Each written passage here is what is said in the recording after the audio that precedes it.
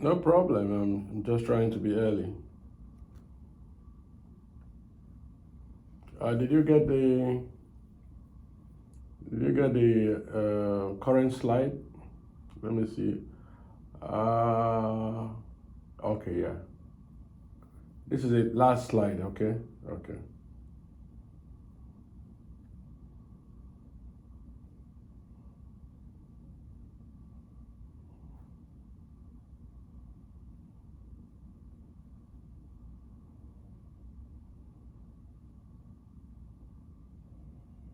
All right. Good afternoon. Yeah, it's okay. Yeah, I'm just trying to get situated, and I will start as soon as you guys is ready.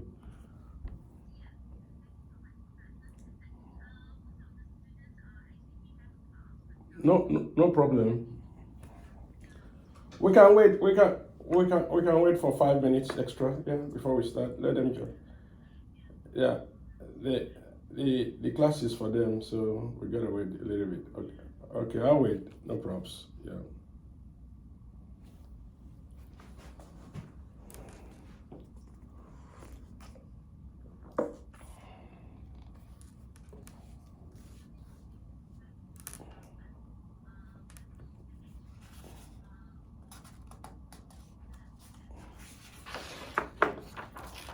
Yeah.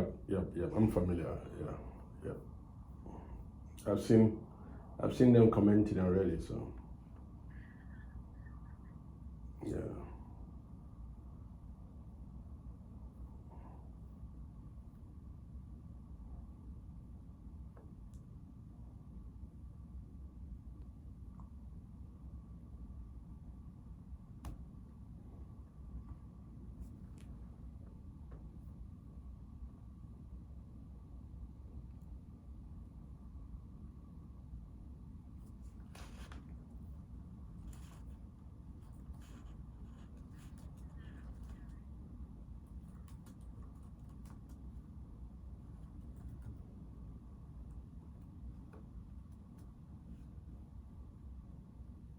It's afternoon here. No, it's morning here.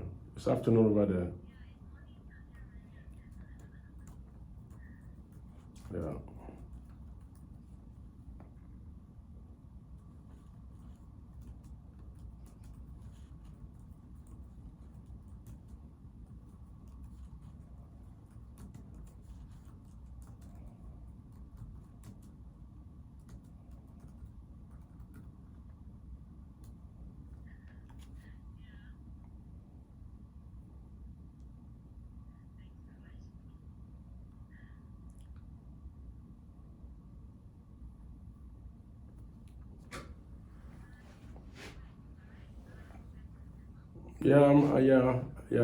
Yeah. Current slides. Okay, that's all right. That's what I'm just checking out. Yeah. Yeah, that's good. It's okay.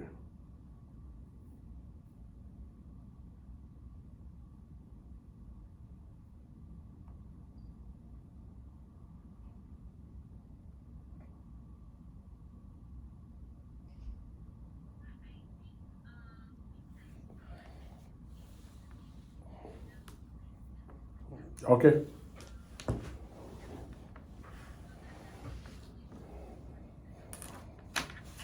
Right. Very good afternoon and very good morning to Professor Dr. Samuel. It is a great honor and a very great opportunity for us to have you here in our class, right? It is very a humbling experience for us. Now, I will actually explain to the class a little bit of your professor's bio. So, Professor Samuel Andrews is actually an intellectual property expert. He is also a scholar as well as an advocate and solicitor with extensive experience. His subject matter expertise is in legal protections of trade in the creative industries, digital copyright, as well as culture and criminal social justice system. Right. He is also the professor, also a licensed capital market solicitor by the Securities and Exchange Commission, a former managing partner and CEO of a law firm who grew clientele based on MSc and experientially. Right, so he is also an editorial professor, is also an editorial board member of a reputable law and scholarly law firm, as well as an editor of a scholarly journal and magazine. Right.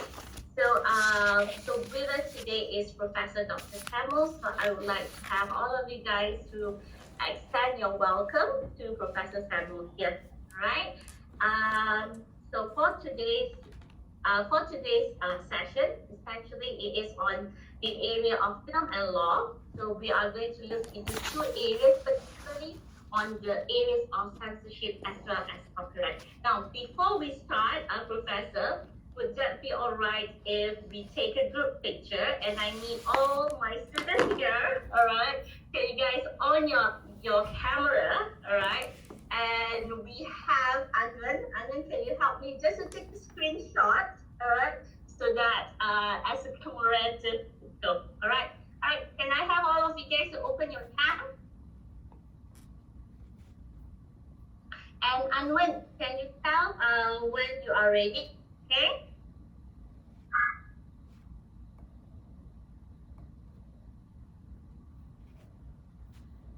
Anya.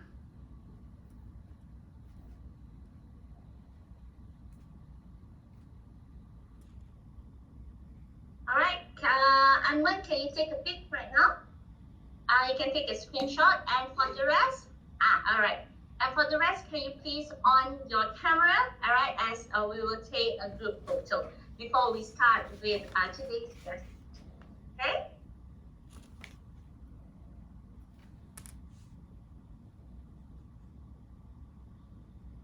Anwen, you can just let us know, okay?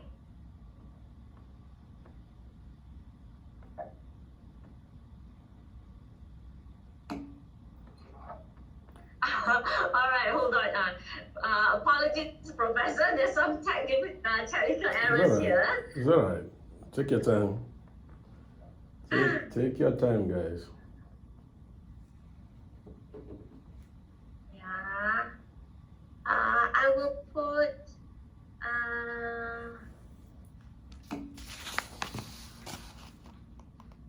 Never mind. You can just take a picture on it. For the rest, can you guys just open up your cam for a while? And I will also put Louis. I will put Louis you as moderator as well to have a backup. Okay.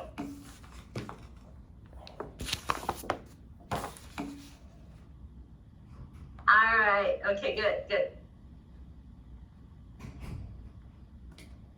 All right. So you just let me know, Anwen, when you are ready, and then all of us will take a picture during that time.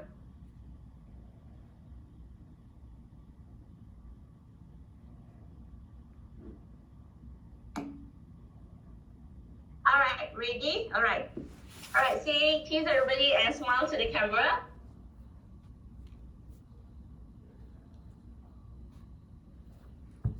Okay, done?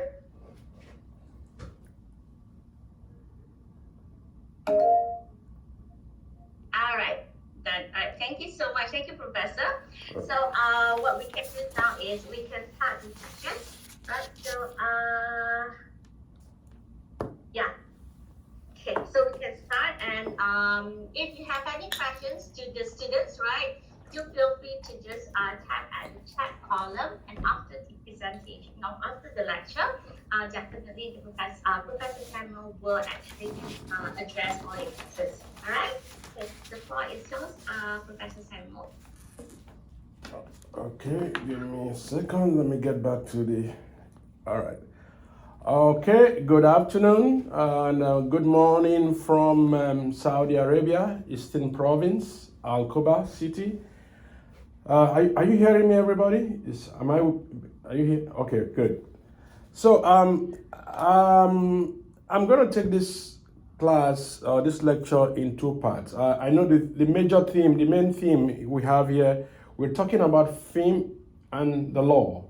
So the subset of it is going to be copyright infringement and censorship, what I call creative censorship or censorship in the creative industry, that's in the film industry. So First of all, I know most of you are not core law students. You are students of communications and broadcasting and all. So I want to do a little bit of a background of what we are talking about when we talk about copyright.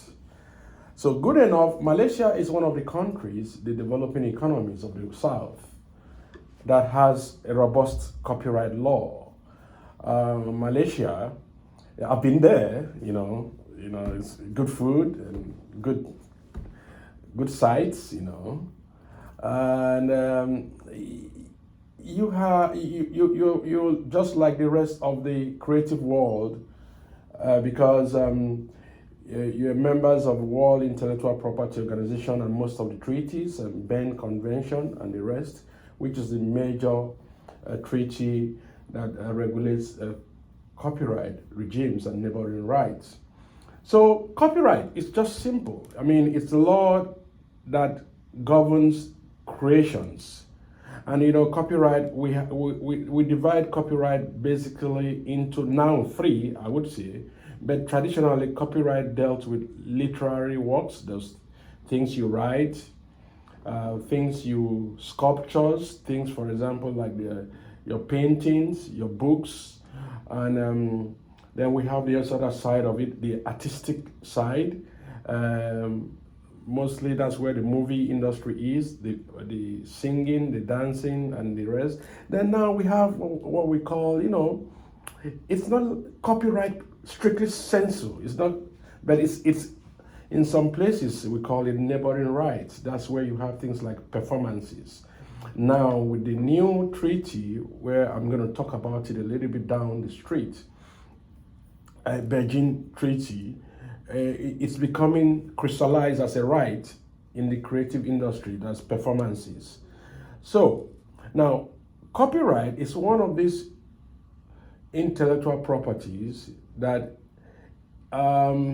attaches as soon as you create your work, meaning unlike other IPs like trademarks or patents, you don't really need, although this is now a controversial issue because a lot of countries now are trying to bring formalities as core part of copyright. I'm actually working on a paper on that. But traditionally, copyright attaches as soon as you create the work, meaning when you write a book or you write something, as soon as you write it on that platform, on that tangible platform, copyright attaches immediately. So you don't need to register. In fact, the Malaysia Copyright Law of 1987, even as amended in 1999, states this fact. Registration is not a requirement for copyright to avail you, to be for you to use copyright as either economic right or social right or even political right, whatever right you want to use it. Well, so copyright, if you don't hear me very well, let me know. So copyright is IP generally, they are monopolistic rights. They are rights that gives you exclusivity for you to only permit people to use your work. So if somebody is unauthorized to use your book, to use your movies, to use your photographs, that person is likely to be infringing on your copyright. So look at copyright as any time you literally create something. That means you write, you draw, you sculpture, or you sing a song, or you act in a movie, or you create a movie. Look at copyright as that thing that protects that piece of art that you've done or work that you've done. So let's not dwell too much on the definition because we don't have much time, but that's by examples what we are dealing with here. So Malaysia, like other countries that belong to the committee of what I call the IP community, global community, their laws are influenced by the major treaties. We're talking about Berne Convention now. We're talking about the TRIPS. We are talking about the Rome Convention. We are talking about the Beijing a treaty that protects audiovisual works, performances. So your country, like my country, United States, and my present country here now that I'm living, Saudi Arabia, and my birth country, Nigeria, they all have laws that are influenced by a common source. So we don't really have a problem. That's a good thing, because the 4 countries I'm going to be using here in this lecture have familiar laws when it comes. Although I'll show you some differences in how they deviate, divergences in maybe the applications of these laws. So one important thing that I'm more concerned about copyright in this era, the era I call the digital era, the era of technology, is the ability of copyright to respond, to recognize that now, unlike when in 1886, can you imagine Berne's Convention, the grandfather of all these laws we have that controls, was actually, it started in 1886. That's a long time. And in 1996, WIPO came together because technology started affecting the way we create things. So, you know, now you can listen to movie, you can watch me now here. They see these are all controlled majorly by IP. And one of the IPs that control what we are doing now is the software, the programs. Why you are able to see me talk live and play programs are software. That's the result of technology, and copyright protects software. Software is regarded, and programs are regarded as literary works. You know, although software are also protected by patent but you know, we are going to focus on copyright, so we're going to leave patent out of it. So you see, because of the technology, the laws, copyright laws, started changing, and even your country, Malaysia, responded to that change. They responded to that change by amending your laws in 1999. That the crux of that law was to recognize digital era productions. It makes unauthorized use of people's work on the internet a copyright infringement. I'm going to slow down on that again because I'm coming back to it later. Now, because other countries from 1996 through WIPO, the WIPO Copyright Convention, recognized the place of technology in creative, productive methods. That means technology was used in creating most of the things that copyrights protected or ought to protect. Technologies were used to also fence or secure people's copyright. That's where we talk about the technical protection measures. For instance, you have to write a password before you can go into the internet to access people's expressions. So that is why your country, like other countries, decided to amend their copyright law to recognize the current realities we are now. So technology, what I call, and most scholars call, digital copyright, is now part of our law, it's part of your law. So, now, the fundamental thing that copyright does is it grants you rights, it grants you authorship, it grants you ownership. It makes you the owner of what you created.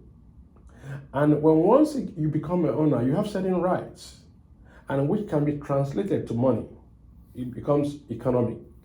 although it can become other social rights or social benefits or social outcomes, utilitarian. You can use it to make peace, you can use it to beautify society, you can use it to educate society, you can use your right to pass information. But the world we live now, copyright and IP generally, the economic aspect is loud.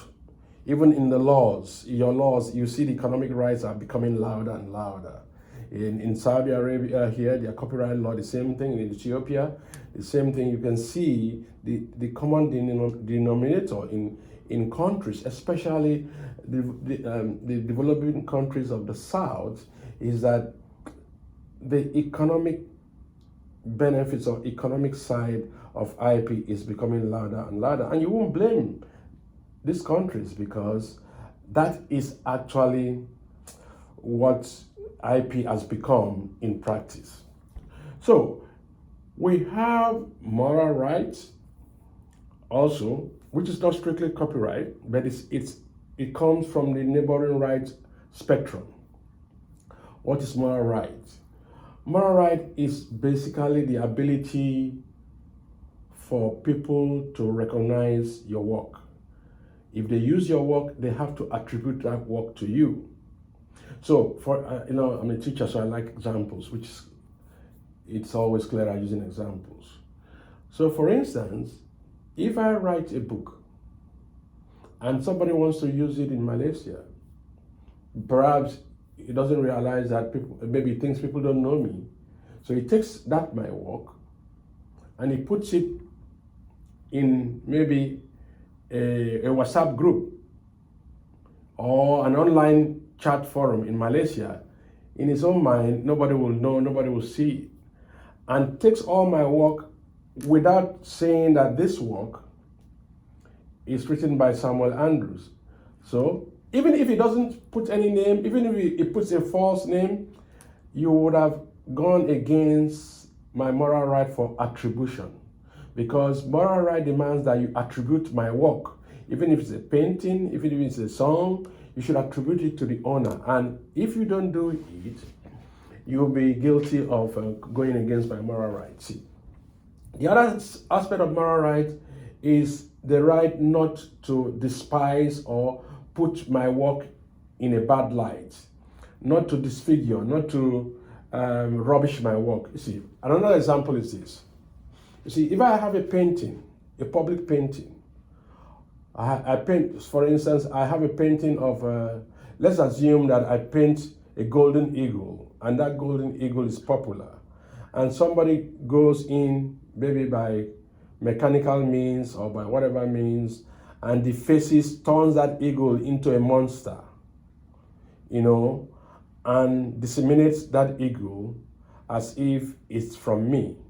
So that would be against my moral right for disfiguring my work, defaming my work, putting my work in a bad light, all because he wants to injure my reputation.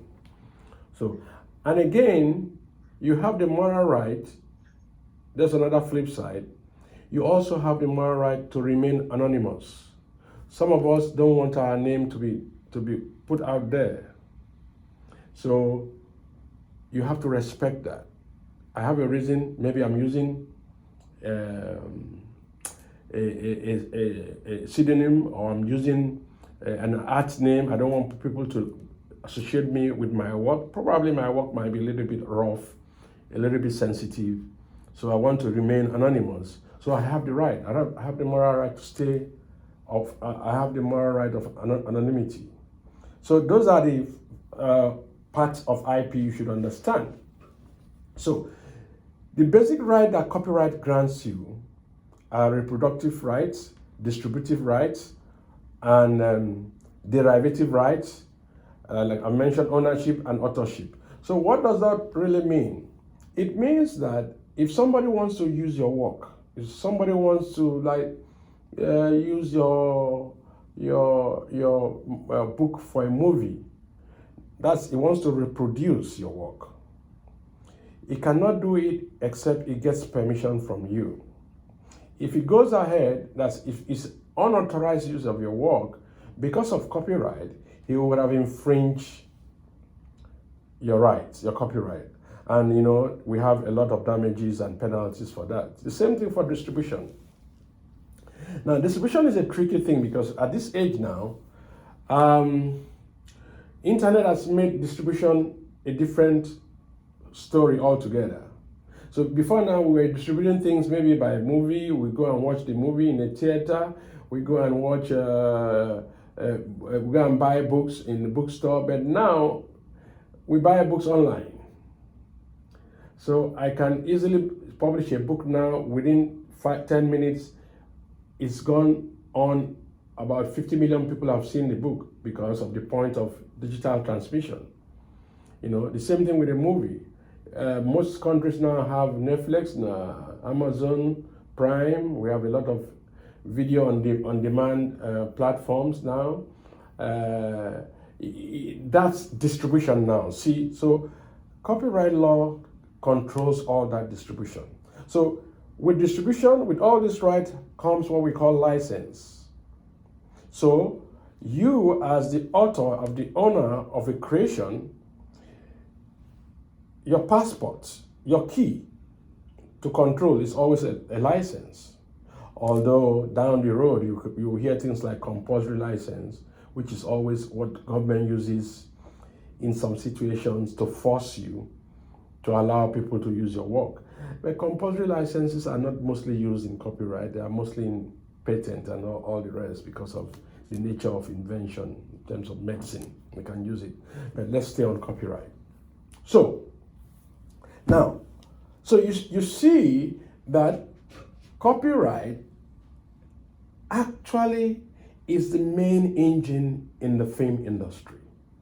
There are other IPs, there are other intellectual properties, trademark is there, patent is there, but in my opinion, I think I published it recently in one of my articles. I said that copyright is actually the main force, regulatory force, regime that controls the movie industry. So the movie industry is basically collaborative. It is a joint effort. So how do you give copyright in one set of movie, in real serious movies, even small budget, you have more than 10 people involved. You have the executive producer, the guy or the woman or the corporation that brings the money. Then you have the directors, or if you have executive director, you have if you have executive producer, you have the producer. Then you have the director, who is actually the tech man, the guy who brings everything together. The conductor who brings every part together and makes it into a good music or a good movie. Then you now have the actors themselves, and each actor is not scaled on the same level, just like Denzel Washington cannot be scaled even with Will Smith on the same level, or just like if you watch James Bond series, who is the guy that just left now? Forgetting. Okay, let's use the old school ones like Moore or Roger Moore. You see, those are enigmas. Those are stars. Denzel Washington. In the female side in America, we have a lot of stars like that. Angelina Jolie. Those actors, they carry with them a lot of IP. So how do you now organize a movie without having a problem? In real life, at times, most of these stars, because they attract a lot of money, because if you have a certain name, your name could get to a stage could be valued to become an IP itself. they could be part of the production system. They could be an executive director. So they will bring money and they will bring name, or they will bring an IP and they will share the profit down the road. But let's look at the smaller fries, the lower level participants in a movie. Because if Angelina Jolie or Denzel Washington wants to act a movie, I'm very sure that it will be part of the production. So it will be part of acting and also part of the ownership. So it becomes easy. But yeah, because their name, the whole thing about IP is about branding and about leveraging your name and your skills. So you see that IP really controls the whole movie industry. So you copyright. Now, in real life, what happens in the movie industry is that before you come on set, you will sign an agreement to have transferred your IP, whatever IP you're going to own, to the producer, to the owners of the movie, which is mostly the corporate guys, the guys, executive director, and the other, So you would have transferred. So if you are the screenplayer, screenwriter, if you are the one, movie starts with writing. It starts with writing. There has to be a story. Somebody has to write that thing. The screenplay, screenwriters or screenplay writers, that's an IP itself. That's literary. But you see, the guy or the woman who writes, he has an IP. He has a copyright over that writing. But he would have transferred it to, in real life, to maybe the executive producer or the owner's company itself. So that is how IPs are protected. And once you grant that license to the other guy, you basically have authorized him. So that's why I said you have one thing you have is license. Nobody can use your creation without your permission. If they do, it's going to be a problem. That's why they have to negotiate with you. Although you are powerless in this kind of negotiation, if you are a graphic artist and you're just starting life, can you imagine they tell you that they need you to work in a movie set by Denzel Washington? You'll be so excited. You say, okay, I'm not going to be fighting about my IP. But if you get a good lawyer, they could negotiate some good, leverage for you. But you see, the fact is that they recognize your creativity. They can't just say, oh, come and work for us, and they use it without protecting themselves. Because if they don't, you can sue them down the road. If the movie makes $200 billion, you sue them for copyright infringement because they did not get your license to use your work. So that's why at the front end, before they start the movie, everybody who's going to work in that movie set has to sign a lot of contracts, NDAs and transfer of a copyright or any IP rights you have to them. So you see, that is what you should know. The three key rights: the productive rights, reproductive rights, the distributive rights, the rights for you to make your work available to the public. They are very strong for you, and it comes under copyright. Now, the performance rights, which is a new right that is catching up big now, like I said, copyright traditionally is only for creations that must be on a tangible surface, So copyright is protecting the expression. It's not about your idea. That's one thing you should also realize. Copyright does not deal with the mental. We are not magicians. Copyright is not interested in magic. You have to, what you want, what you say you create has to be expressed. And it has to be expressed on a platform that we can see and feel. Okay? So, for example, this thing we are talking about now, this internet, is a tangible platform. So we can see, we can feel the internet. You can hear me right now through technology. So copyright does a lot to protect those expressions. if it's not expressed, if you do not express your creation, if it sits in your brain, it's still an idea, and copyright will not really help you. Other IPs could help you if you factor it well, but copyright itself will not be able to help you. So you see, you have to be also careful as a movie practitioner, because at that early stage that you are creating the idea for the movie, which I call the idea formation or the idea submission stage, where you are looking for who is going to buy your screenplay or is going to buy your idea. You woke up in the morning and you had something hit you in the head and you have an idea of a movie. You got to be careful. You got to talk to professionals, because once you put that idea out there and it's not protected, or it might be gone. Because there's the thing that can protect you, that's the screenplay is always written and it's always well guided. So it's literary work. So copyright protects it. So when they take the screenplay and the producer or the movie company accepts it, they buy it for a lot of money, and from there the director looks at it and they turn it into a movie. So those are the things that you have to understand. So quickly, now you see, infringement of copyright is easy, but the other problem in this lecture we're talking about censorship. So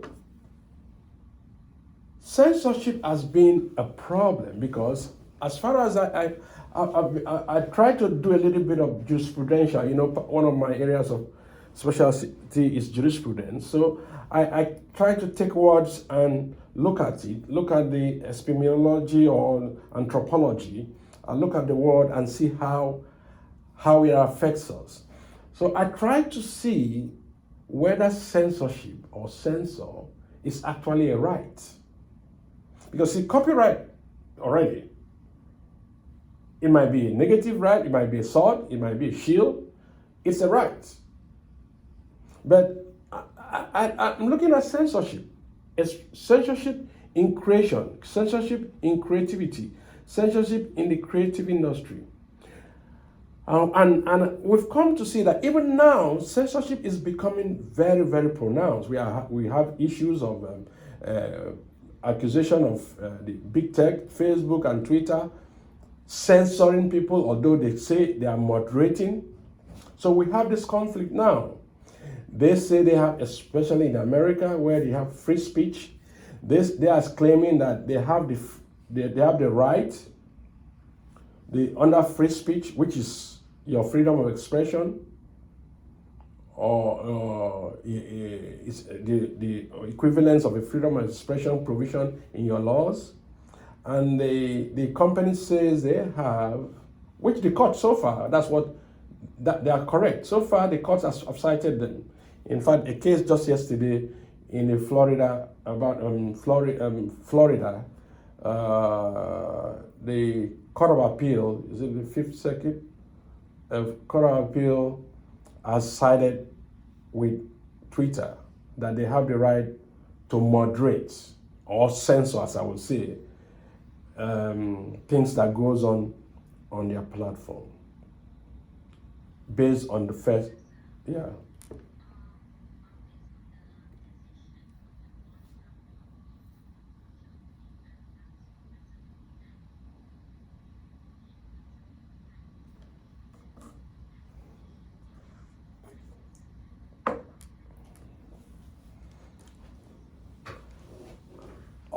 Yeah, it is a very sentimental topic. Yeah, I like lawyers, I don't always like saying yes.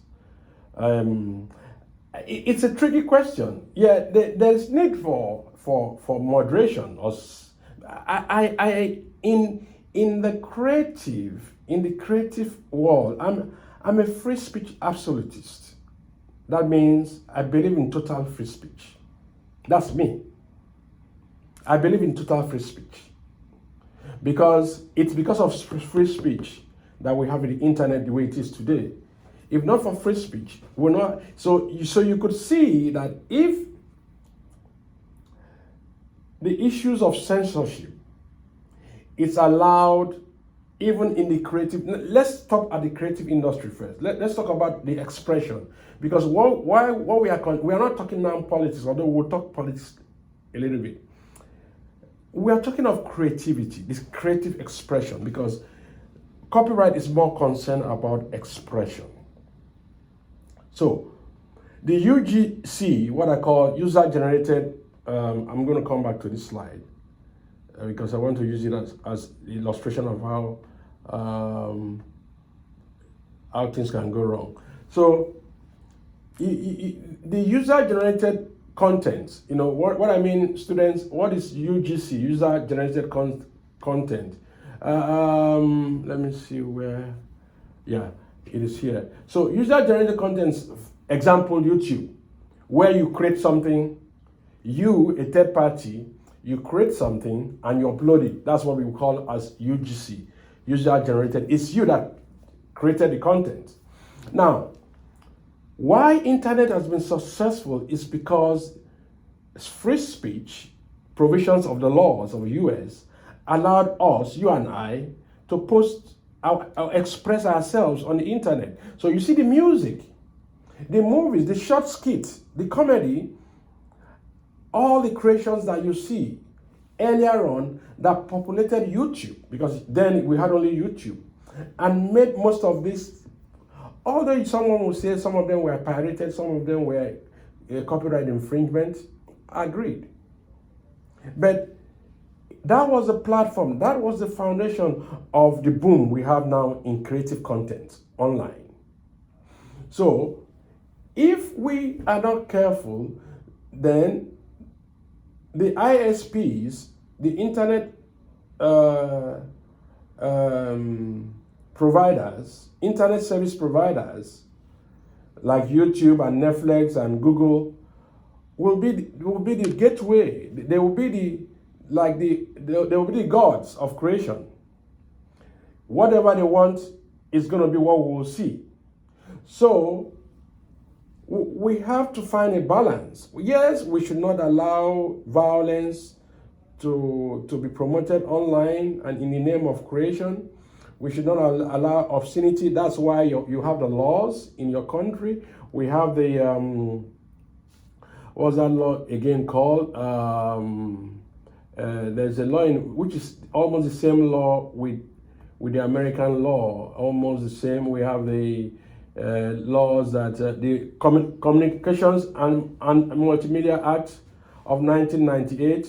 You see, these things should be two ways.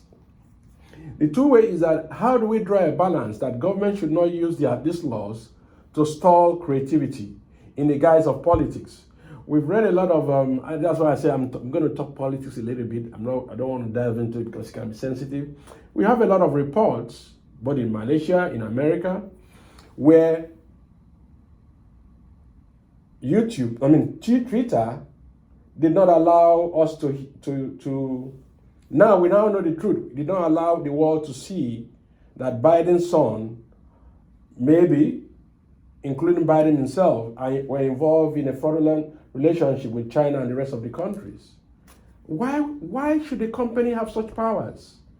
And now we are seeing that it was true. They stopped us from seeing that. Now, in the guise of moderation, in the guise of censorship, the same way we've read in Malaysia that the Communication and Multimedia Act, the body that was created from this, there's a body that was created from that has the control. That government is using it to censor the internet. There is a report by the EFF, the Electronic Frontiers Foundation, I think last year.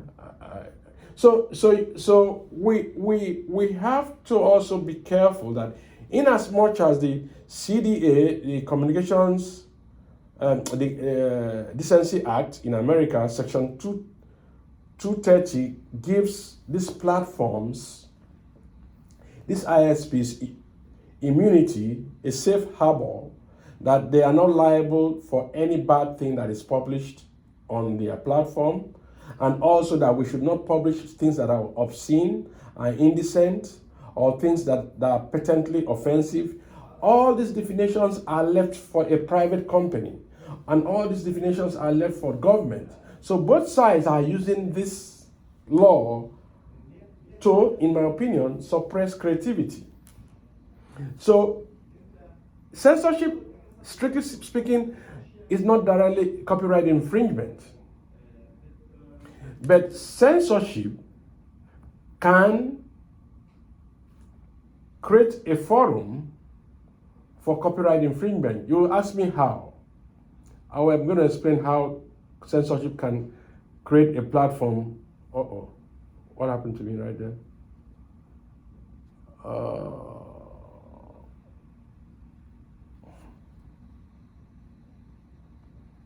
I think I lost my, what did I do?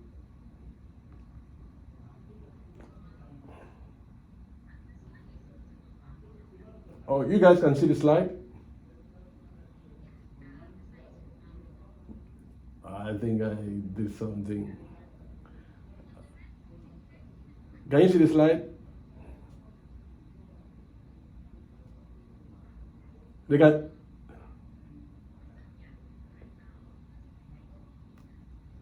Okay, you can see the slide. All right. Let me do something. I can't see my slide anymore, that's why. Okay, I see it now. Yeah, it's back now. Okay, so now let me pull that particular slide. There is a popular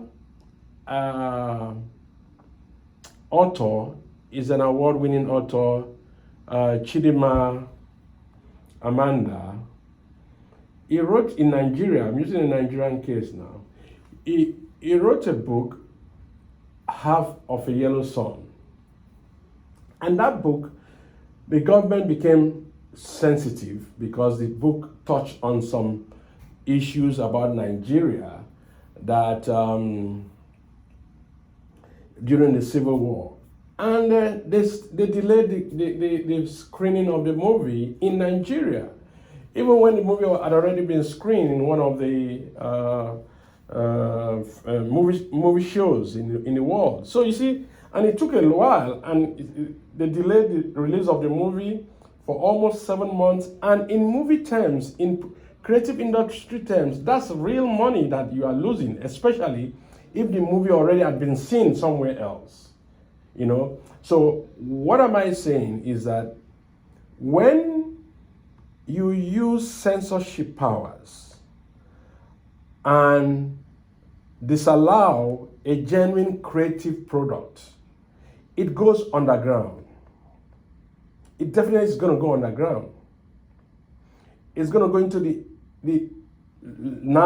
it's going to go to either the deep dark web, or it's going to go through, and you can't control the internet, which VPN, with a lot of things now, people are still going to watch it. So this is what you're going to do. Now you're going to allow unauthorized people to benefit from this genuine legal creative, because people are going to pirate that movie, especially when you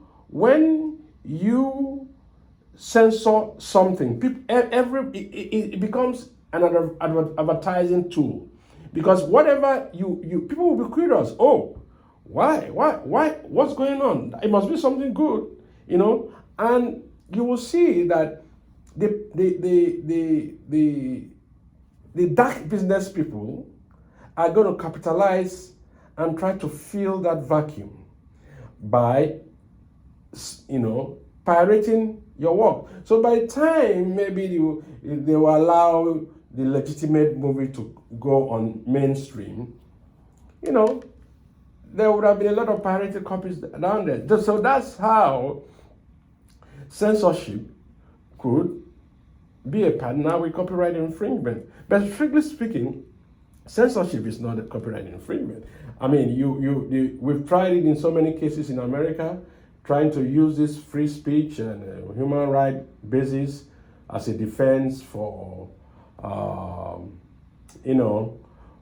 for not to censor, as a defense to allow people to use anything online. And the courts have refused using free speech, because what the court majorly says in America, the Supreme Court, Goland and Holder case, is saying that copyright has already taken care of the issues of free speech in distinguishing between facts and expression, or the issue is that copyright only protects expression. It does not protect things that are not expressed. So that copyright has already taken care of that. And that is part of the free speech element that copyright has taken care of. So we don't need to add more free speech rights or freedom of expression right to copyright. So you see, now, before I close sharply, so that I can give more room for question, I've sent this out so your tutor your professor can distribute it, and I am concluding here that copyright infringement and censorship, they could always achieve the same goal. The same goal meaning instead of expanding the space for creativity, they could rather stall. They would rather stall creativity, because this one, both of them are basically negative rights or negative. The censorship used by private sector, it's a negative right or a negative power. The one used by government, they are all negative power. All what they will do for the creative industry, like a movie, is that they're going to stall the expansion of our creativity.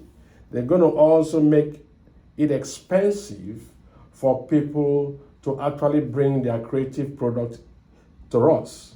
So there will be need for us to balance these two, to see in a middle course, because we still need a little bit of moderation. We don't need wild things, we don't need violent things on the internet in the form of expression. So that's where I'll stop while we await questions.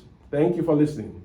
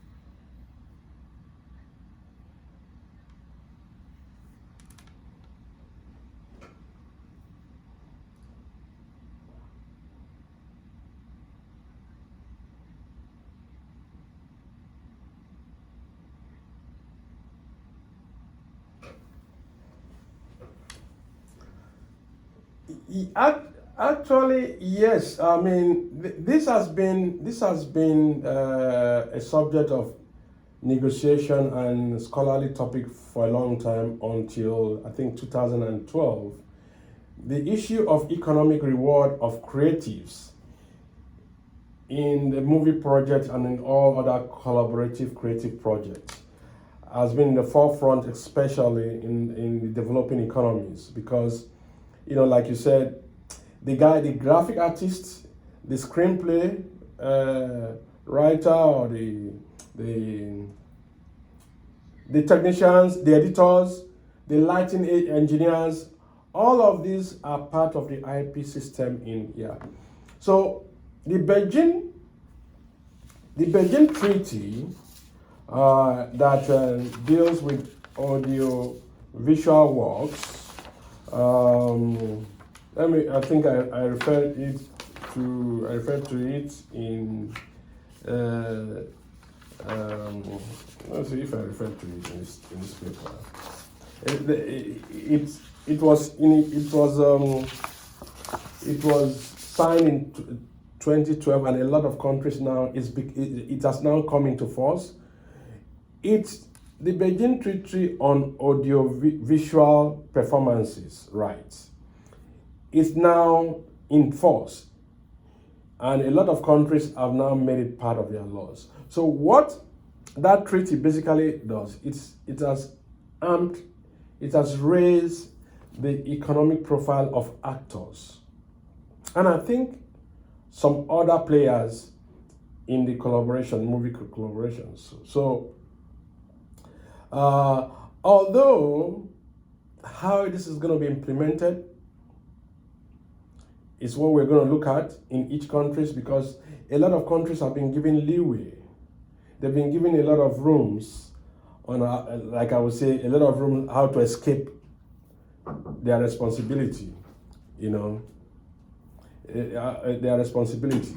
So you are right, but the law already is there. There's a law already there that has taken care of.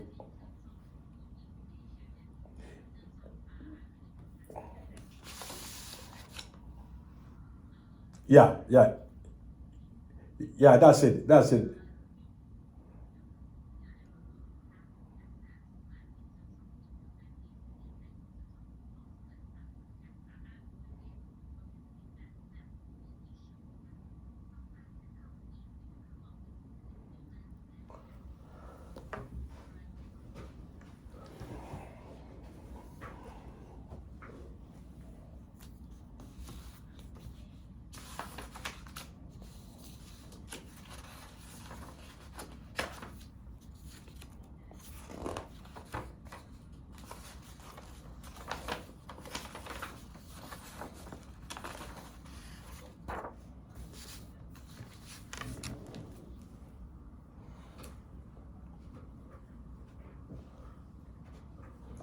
In fact, for your students, I hope it will come out.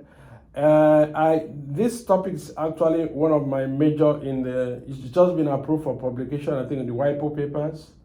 The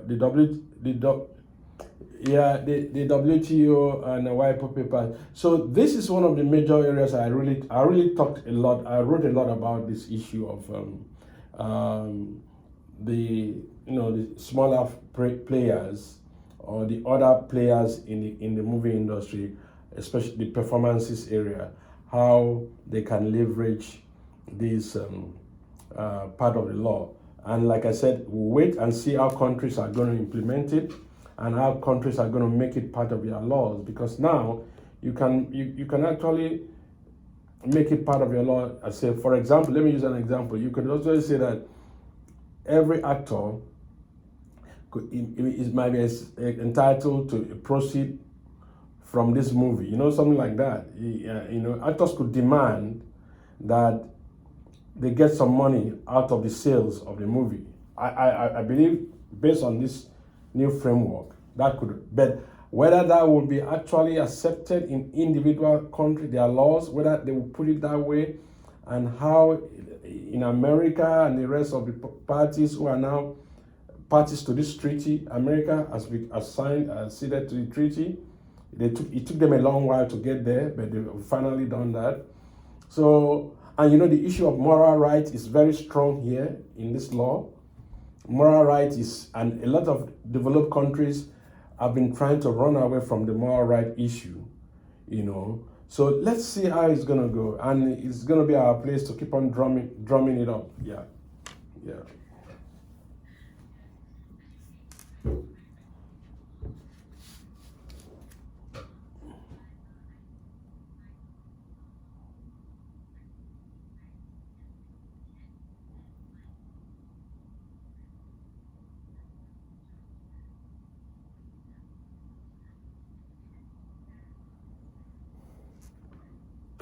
previously. And in fact, there are a lot of questions that I believe a lot of our students would like to ask, especially on censorship, because when they are in my class, they do want to know more about the censorship matters.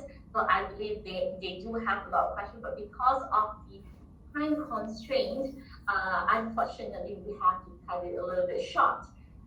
But in any event, I would like to say my sincere gratitude and appreciation to Professor for joining us for our lecture today.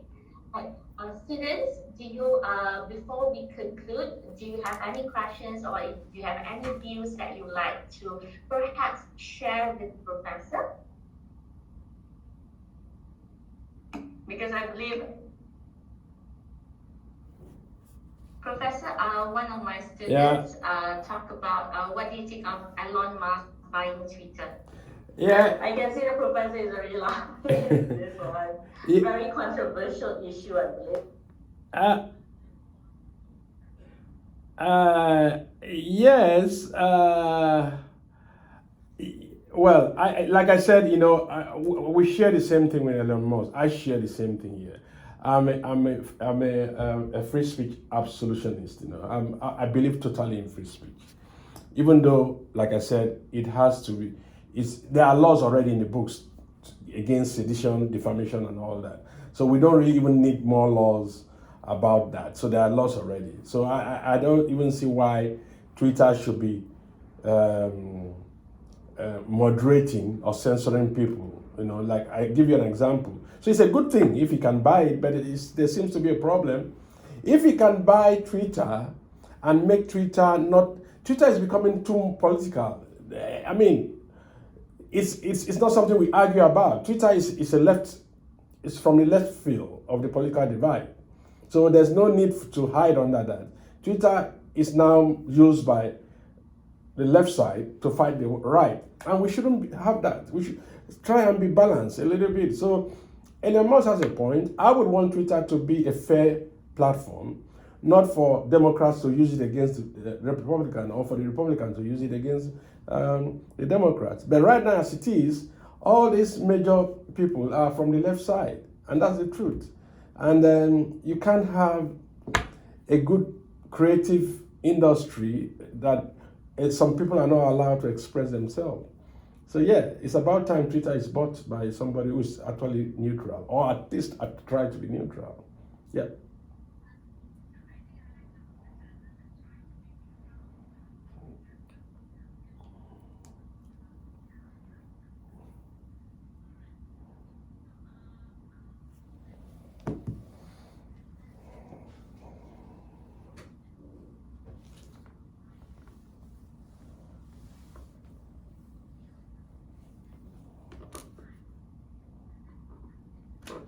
Right, or any concerns or anything that you'd like to know more, especially in terms of copyright and censorship, please do drop by an email to Professor, and Professor would definitely be, I think, more than happy to share Professor's wise view of this. All right, okay. Yeah. I believe it's also, it's also that. But thank you so much, Professor, for joining us. And for the rest of the class, right, Professor has actually put in the email. So if you have any discussions, right, any topics that you'd like to know more, definitely please